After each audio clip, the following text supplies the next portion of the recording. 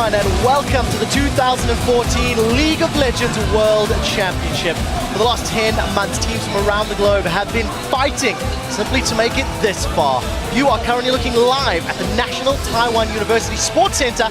The greatest League of Legends players in the world have come to prove themselves. It's AHQ Esports Club entering the venue, Starhorn Royal Club in their ready room, getting themselves sorted for the day, and of course, the hometown favorites, the Taipei Assassins, heading in with all of their gear. There are 16 teams that have risen through the ranks, and today, 8 of them will continue their quest for the Summoners Cup and the title of World Champions. I am Trevor Quickshot Henry, and joining me here on the analyst desk are some of the top minds from League of Legends. Starting with Evil Geniuses, Mitch Crepo Forspools, Team Dignitas, Alberto Crumbs Rengifo, welcome to the desk. Next up is, of course, on GameNet caster Christopher Monte Cristo Michaels, and the President Punster of North American LCS, David Freak Turley. It's great to have you guys here. Thank you for joining us. Now, our tournament begins today in Taipei, where the first 8 teams in both groups A and B will compete through September 21st for a chance to survive and advance towards a shot at the Summoners Cup. Then we'll head to Singapore, where the second set of teams from Group C and D will play their matches at the Singapore Expo on September 25th through to the 28th. The top 2 teams from each group will advance to the quarterfinals in Busan, Korea, and those 8 teams will go head-to-head in the Bexco Auditorium October 3rd through October 6th. The action will then shift to Seoul, Korea, with 4 teams in the semifinals at the Olympic Gymnastics Arena on October 11th and 12th. And all of that leads up to the 2014 World Championship match, which will take place in the Sangam World Cup Stadium on October 19th, as the last 2 teams standing will battle for this year's Summoners Cup. Now, we are both proud and honored that this 2014 World Championship will be broadcast around the globe in 16 different languages with over 24 different broadcast partners, so the term Worlds is ridiculously appropriate. Over the next 4 weeks, we'll be seeing former world champion TPA player Mistake, along with Remember, casting for the Garena Premier League. That's going to be covering Southeast Asia and Taiwan, along with the casters from China's Tencent League of Legends Pro League, and of course coverage from Korea's on GameNet. We, of course, have our own team on the ground in Taipei to bring you all of the action. So let's actually send it over to the caster desk for a preview of today's matches. Hello everyone, I am Rivington Bislin III, and making up our caster Trinity Force is Lee D-Man Smith and Joshua Jat Leesman. Yeah, and this is just so crazy. We've been waiting the entire year for the World Championship to start, and it's finally here. Plus, it's the middle of the day, so it's a little bright. It'll get darker as we get later in the day, but we got 6 games now to play. Yeah, we have got a jam-packed day. To kick off our World Championships, of course, it is starting out with China's #1 seed, Edward Gaming, versus Korea's Samsung White. And that's going to be followed by North America's Summer Champions, Team Solamid, taking on Europe's SK Gaming. That's right, D-Man. After that, 2 teams make their Worlds debut with Dark Passage from Turkey versus the GPL's AHQ Esports Club. Then, one of the home teams will head to the stage as the Taipei Assassins face China's Starhorn Royal Club. And in our final 2 matches, AHQ will take on Samsung White, and Starhorn Royal Club will face off against Team Solo Mid. Yeah, it's going to be amazing stuff. For now, though, we're going to send it over to Shox at the interview lounge for some initial thoughts on today's games. Thank you very much, D-Man. And hello, everyone. I'm Evie Shox Porter, joined here at the interview lounge by Sam Kobe Hartman-Kensel and Martin the Fiscio Lunge. Now, guys, anticipation is running high. And I have to ask, what are you guys most looking forward to today, Kobe? Well, it's got to be the very first game coming up here. Edward Gaming, the #1 seed coming out of China, versus Samsung White, quite possibly the strongest team coming into the entire tournament. And with the way that Ozone performed last year in group stages, I expect them to come out of the gate swinging here right from the beginning. Should be one of the most exciting matches of the entire group. Totally agree, Martin. I mean, have to agree, of course. Game 1 is going to be insane. Game 2, SK Gaming, new jungler now, Gilius. What can he do on the big stage? I mean, the guy's coming from Challenger scene, 2 worlds instantly, and SK Gaming, they have to perform. Playing TSM here, Europe against NA, it's going to start already. And then I'm also looking at TPA against Starhorn Royal Club. I mean, TPA, they're playing here, the home crowd. And if they can actually manage to survive the early game, I believe they do have a chance to win, and it would be pretty awesome if they did. Very interesting. Well, we will be catching up with the pros throughout the day to get the inside story on every explosive match. But for now, let's send things back over to the guys at the analyst desk. Thank you very much, Shocks and crew. The 2014 World Championship is bringing together teams and players from around the world. I wouldn't mind asking you guys to give me some insight into some of the regional strengths and the differences between the teams taking part. Crumbs, you're the new kid on the block, so tell me your thoughts.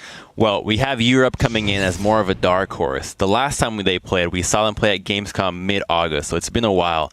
And really, the only time we've seen these players play is in the Korean solo queue ladder along with the North American teams.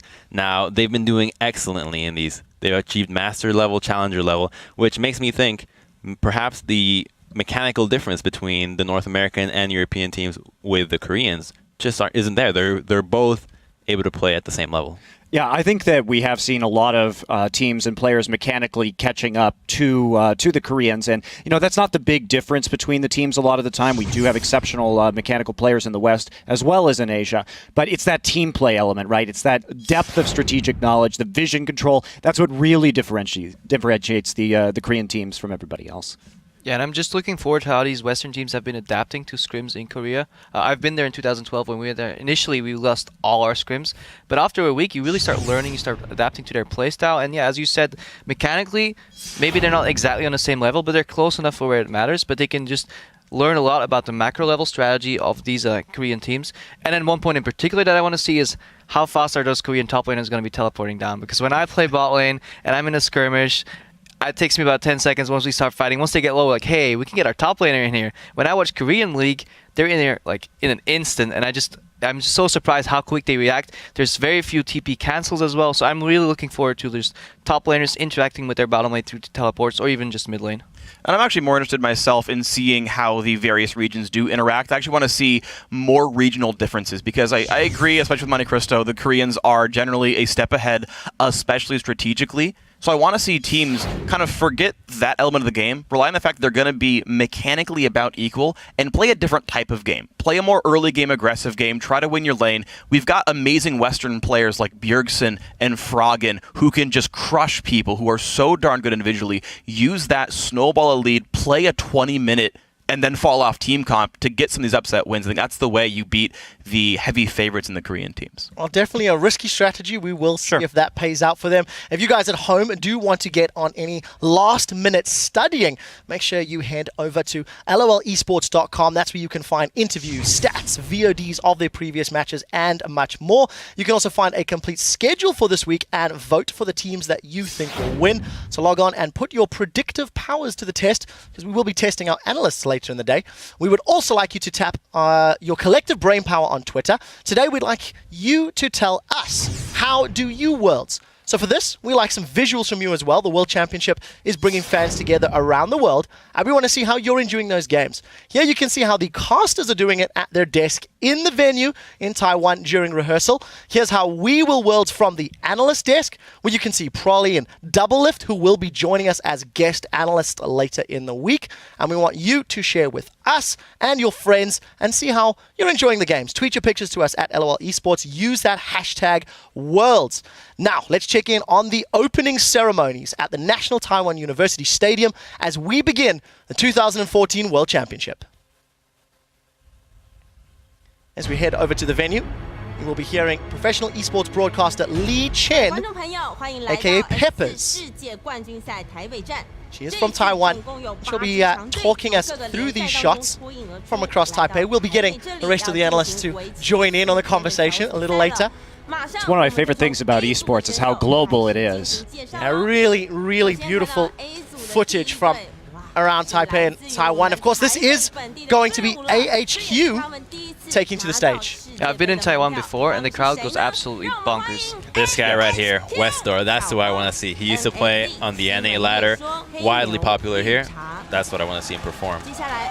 Don't forget, you've got the home crowd advantage for them as well, so I think SCA team's going to show up. Yeah, definitely. This is, of course, Dark Passage from International Wildcard, qualifying from Turkey. Holy Phoenix is their star. They want to see if they can get him to play. And I just like Fab Fabulous because he's called Fab Fabulous.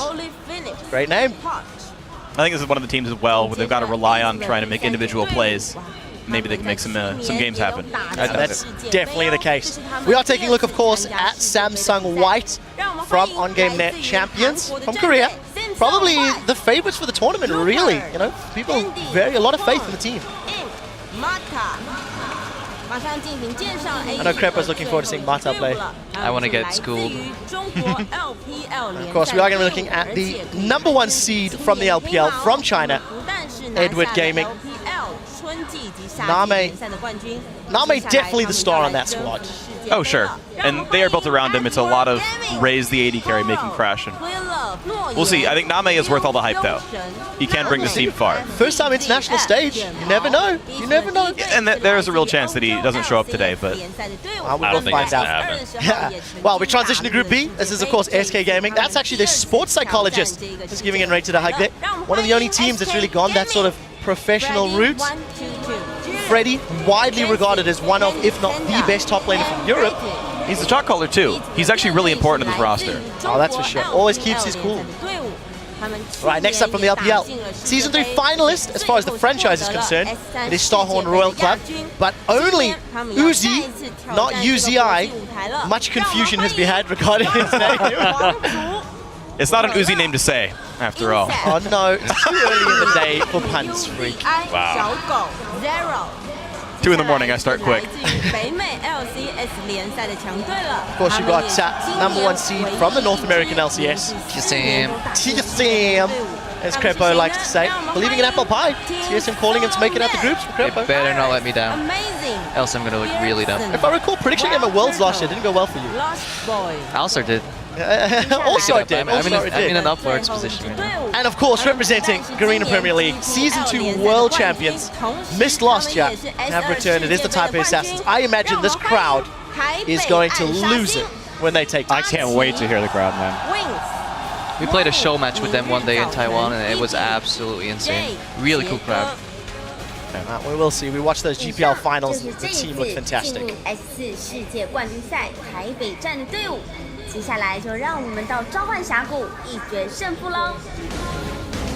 Just a few crowd shots, of course, just before we head back into the radio. Players are taking the stage.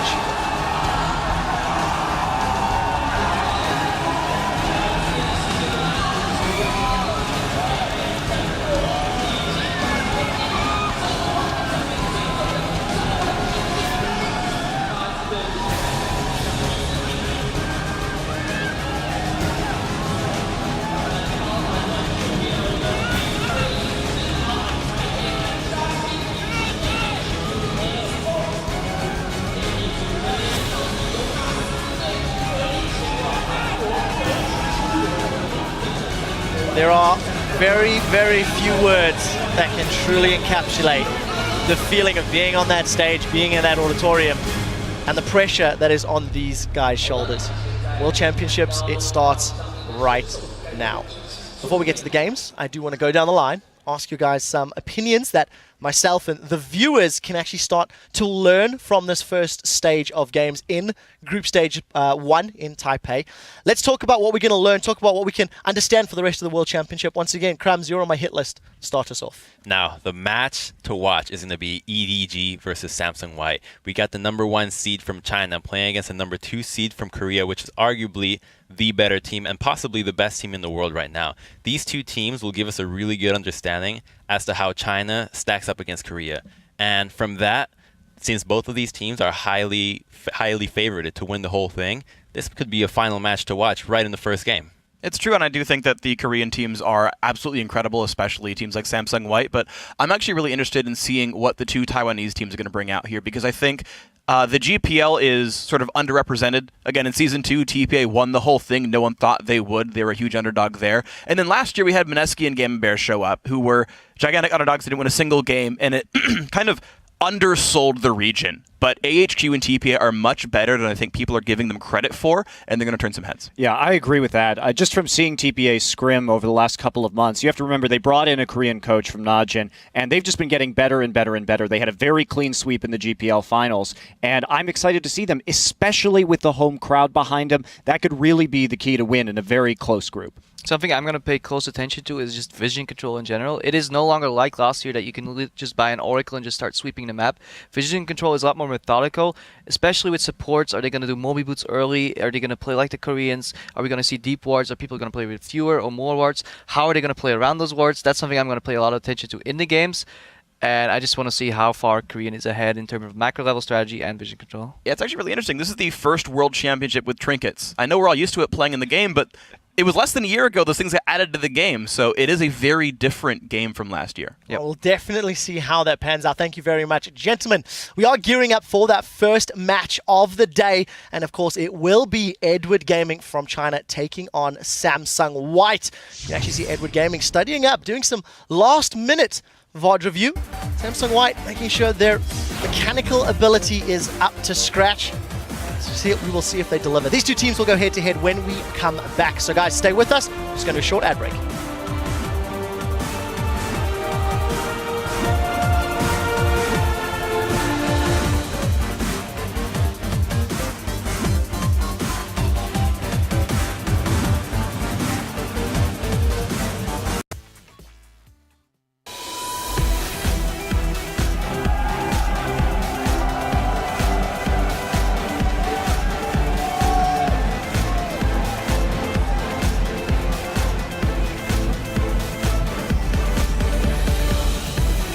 Welcome back, ladies and gentlemen, to the 2014 League of Legends World Championship. We're kicking off our group stage with a hotly anticipated matchup where China's Edward Gaming faces Korea's Samsung White. These are far and away the two favorite teams in the group, and Edward Gaming is LPL's #1 seed after they took the spring and summer split and won the regional final. They are considered to be a super team with an origin story that's not unlike the European LCS Team Alliance.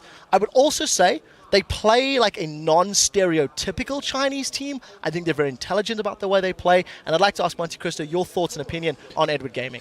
Yeah, they really play a lot more like the Korean teams. I know a lot of the Chinese analysts like to call them Baby Blue in reference to Samsung Blue's kind of positional-focused AD carry where they have deft, the emphasis on kind of a slow build-up and then ending the game with impressive team-fighting skills. So they're a lot different than the more skirmish-oriented playmaking style of a team like Starhorn Royal Club. So there's a lot of diversity now in strategy in the Chinese scene that we're seeing.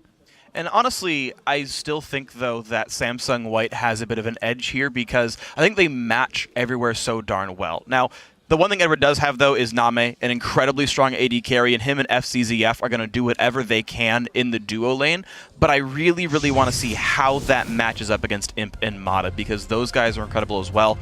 If Edward wins, Name goes off. Whether Name plays an aggressive early game laner to bully or he gets hyper-fed on someone like Kog'Maw, we have to see. Yeah, we will find it. I'm happy you bring up Samsung White. They, of course, the #2 seed from Korea. We keep saying this. We will continue saying it. Many view them as the strongest team in their region. This is the second trip to Worlds. Last year they played as Samsung Ozone, but they have made a notable change. It is a new mid laner, and they appear to be significantly stronger than last year.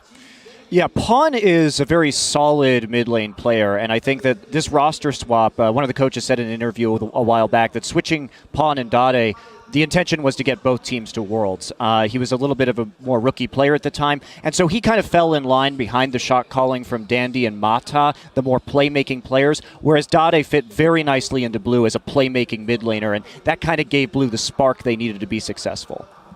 Yeah, and of course, we're going to talk about the jungle. Dandy, probably the strongest jungler here at the tournament. Crumbs, as a jungler yourself, talk to me about what your thoughts on the player.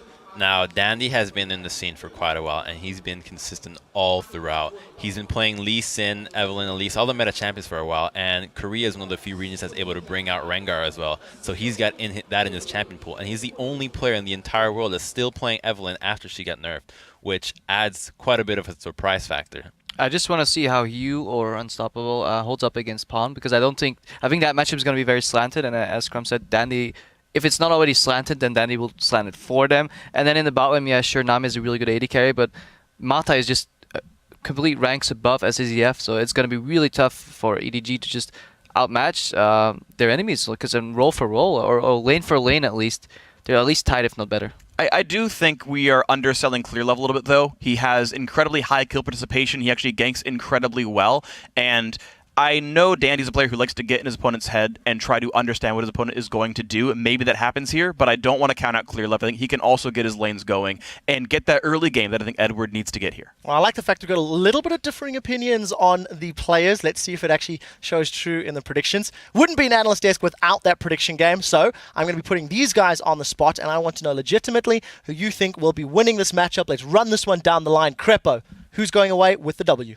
Yeah, pretty much what I said already. Like, White's gonna win this. I think lane for lane, as I said before, they're gonna outclass their opponents. And then even in terms of just macro level strategy, their vision control will be better. Edward Gaming's had decent vision control, but I mean, White is just, yeah, it's White. You know, they're gonna win this. Crumbs? I think White is going to win it as well. You know, when it comes to the methodical Korean playstyle compared to a little bit more chaotic, even though EDG is not that chaotic, to the chaotic Chinese style, I pick the brain over the brawn. Yeah. Or the brawn. Yes. Monte Cristo. How do I follow that up? No, I got to go with Samsung White as well. I do think EDG is a very strong team, and because if both teams make it out, they'll be placed on opposite sides of the bracket. We're looking at a possible preview of the World Finals here as well, potentially. Well, we'll find out. Freak, final thoughts. So I definitely think Samsung White is going to win this game. I agree with kind of all the comments here where they seem to be a little bit better everywhere, but sometimes the X factor comes in, and you know Edward could make that play. But yes, down the line, I think Samsung White is better strategically and a little bit better in every single role. Well, you guys at home have heard what our analysts are picking. Let's see who you chose to come away with a victory in this first game. Over on lolesports.com, 80% of you say that Samsung White will take the first win. It's heavy favorites for sure. Now, despite the fact Edward Gaming is heading into Worlds as the #1 team from China, they are their own biggest critics as they prepare for the competition. 到了 EDG 也没算进步吧，随着版本变化，然后自己打法也有一些不同。这个赛季表现呢，整体来说一般嘛。最近的一段时间自己打的都很差，这就是最近跟皇族的那一盘吧。我想占一个很容易杀到 UZI 的位置，就被对面的 Zero 勾到了，随时勾到了，被他盲勾，然后直接秒了那波团战输了，然后就导致整盘都输掉了。 我觉得转折点有2个吧，第一个是 RET 上，就第一个杯赛上嘛，然后打赢了 OMG， 还有一个就是打 W1 吧。其实，在打完 W1 之后的状态一直都不是特别好，也算是一个下降的一个转折吧。每输掉比赛，大家都会回去看视频，然后总结，大家会去积极的去沟通。 其实我们队伍现在关键问题还是要交流吧，关键不停地打训练赛，然后通过训练赛来练习一下自己队友和队友之间的默契。训练的话，因为韩服之前的版本比国服快嘛，现在国服也跟上了嘛，然后就会先去研究一些视频和 BP 的顺序和选择，然后再根据队伍队员的打法和性格、队伍的风格，然后筛选一些英雄和一些打法的元素，然后放在训练赛中。我们 队伍和韩国队伍也训练的挺多的，至少大家打韩国队是心理上是没什么压力的。今年韩国出现的3个队伍还都是非常强的吧。S4 真正拉开战幕的时候，如何能够在各个队伍集结在一起的时候，找到合适的训练对手，然后同时锻炼队伍、提升队伍，然后又能达到战术上的保密，也是非常重要的。感觉说起来，要如果碰到3星也不是没有赢的机会，感觉也能赢。 挺想和那个韩国的 Save 打一打。我们当然希望就是说队伍能够有一个比较好的一个成绩嘛。我们在自身在 S4的舞台上，我们的目标就是冠军。